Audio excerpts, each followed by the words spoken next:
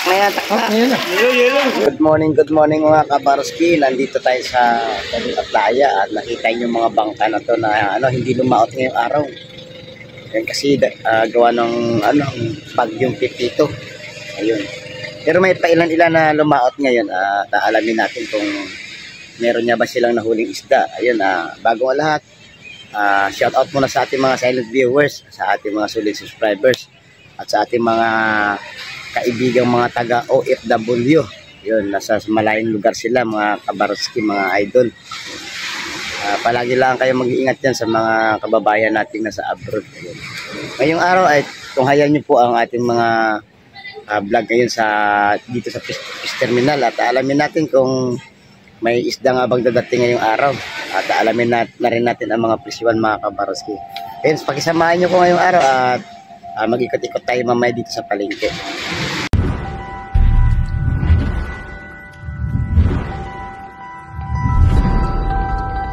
Yun mga kabarski, buti na lang may lumaot ngayong umaga dahil humupa ang bagyo kagabi.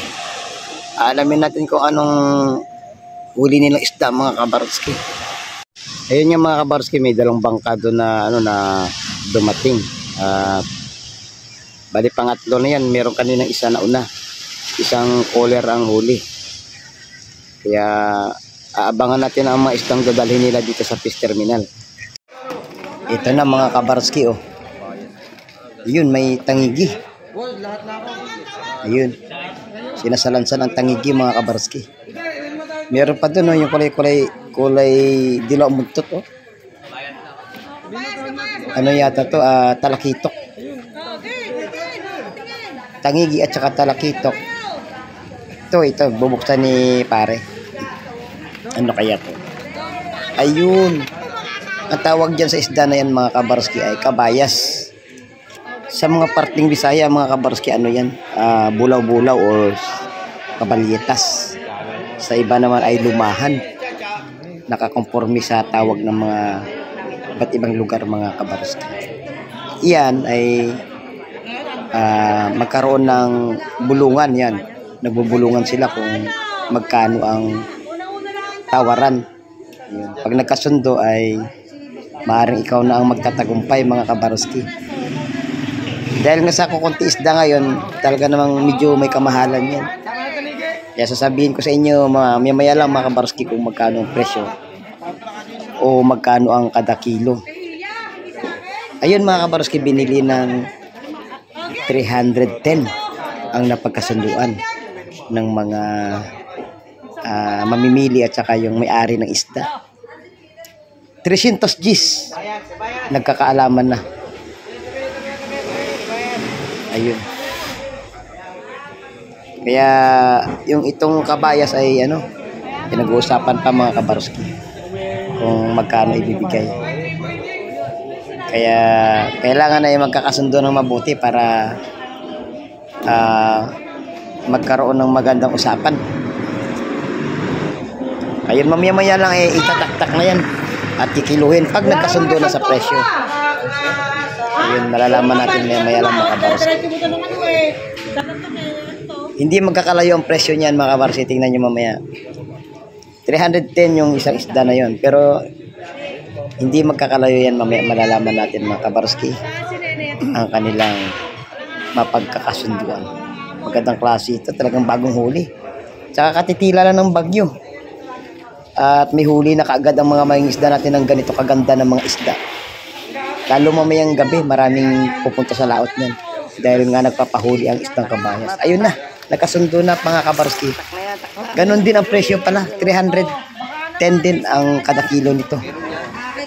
Yun, 310 talaga ng mga kasi pagka walang isda mga kabarski, mabibili lang yan ng 200 or 180 ang kada kilo. Dahil nga katitila lang ng bagyo at walang masyadong huli, kaya talagang mataas ang presyo ngayon yan. Tsaka magandang klase, sariwa talaga mga kabarski. Kaya grabe. Kung makikita mo talaga yan, sa mga nagninegosyo ng isda, the best na to. Talagang pakyawan ng labanan dito. Pwede nilang pagkakitaan to kasi wala pa masyadong lumaot eh. Ito ang nagmalakas loob na lumaot kaninang umaga. Kasi naisip na na medyo kalma naman ang dagat kaya nakipagsapalaran. Ayun, jackpot sila. Sa yellowfin natin mga kabaroski, 200 ang kilo. Dito sa Bangos, ganun din, 200 din ang kilo. Halos hindi nagkakalayo ang mga presyuan ng mga isda ngayon. Dahil nga sa madalang ang isda, medyo matataas-taas na yan ang presyo ng mga. Ang tumpukan ng isda na yan na inyo makikita ay 130 ang kada kilo.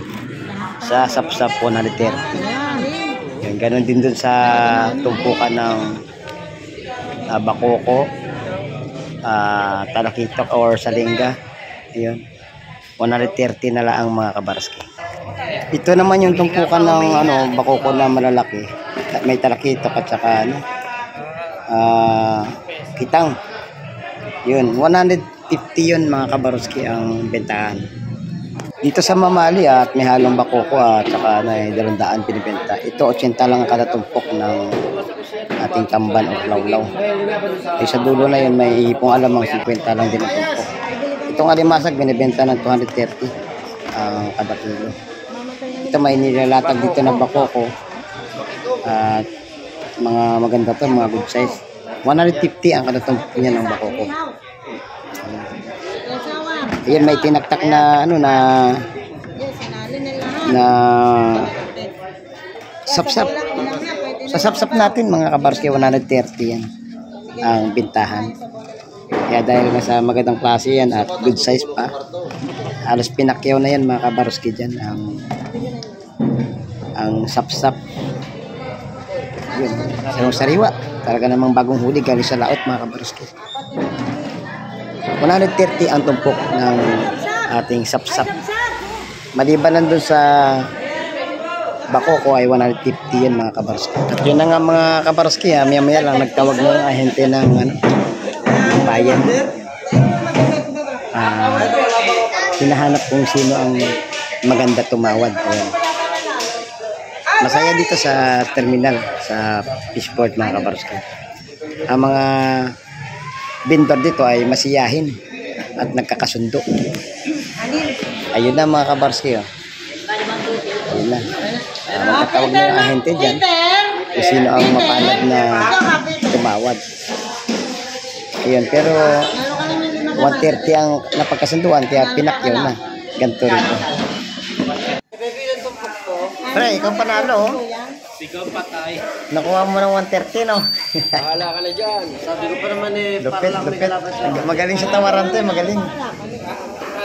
Siyang highest bidder kaya biro nagkano to? jackpot siya, swerte siya dyan no? Bebenta niya lang 150 yata ang tupo. Nakuha niya lang ng 130. Ayun mga kabaroski, maraming salamat sa pagsama sa akin ngayong araw at nakita niyo naman ang mga presyuan ng isda. Talaga namang kahit kakaunti ay meron pa rin mga sariwa na dumating.